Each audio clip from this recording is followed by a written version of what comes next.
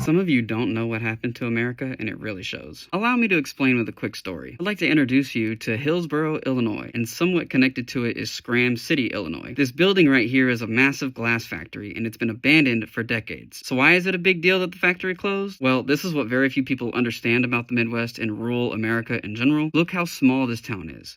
Where do you think all of these people worked when the factory was operational? How do you think this town was even formed? Some of these houses in the area are close to 100 years old. Where do you think all of the windows in those homes came from during the Industrial Revolution of the 1900s? Exactly. So tons of people lost their jobs, and they had nowhere to go. What happens next is the worst part. What replaced these people's jobs? Did more jobs pop up somewhere for them to go work? No. What popped up was the opioid epidemic.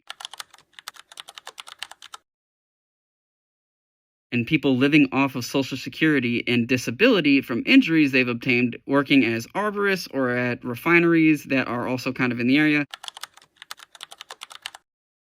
So yes, there are some other jobs around, but those refineries were already staffed, and there's only so many trees to be cut down.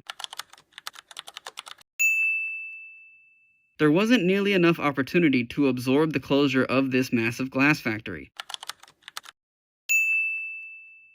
And over time, it's left this community beat down and overlooked. I mean, no disrespect to anyone who lives around this area. I have a lot of love for you guys. I've seen your community with my own eyes. I've heard your stories with my own ears, and I'm sharing that info with everyone else. Why? Well, this is where we're going to talk about the tariffs. So now that you know that China has stolen our livelihoods as well as our health, maybe we can view the Orange Man tariffs with a new perspective. Will it take time for manufacturing jobs to come back to America? Yes, absolutely. But we have to start somewhere, and we might as well go ahead and start here. By the way, we all know how Amazon just announced its plans to show you the tariff charge on future Amazon orders, and people have been using it as a reason to condemn the tariffs. I'd just like to remind everybody how mad we've all been at Amazon and how we've all supported the employee strikes, right? We all think Jeff Bezos has too much money, right? And we all agree that Amazon could absorb most, if not all, of the burden of the tariffs if they wanted to, right? And they're choosing not to. If you want to tax the rich, then congratulations. Did you see the stock market last month? This is the largest tax on the rich we've ever seen. Now look, I realize this will affect us as well for a while, whether we like it or not. This isn't going to be fun for anybody while we exercise this demon. It's going to be a bumpy ride. But look, the reason you're broke now is largely because of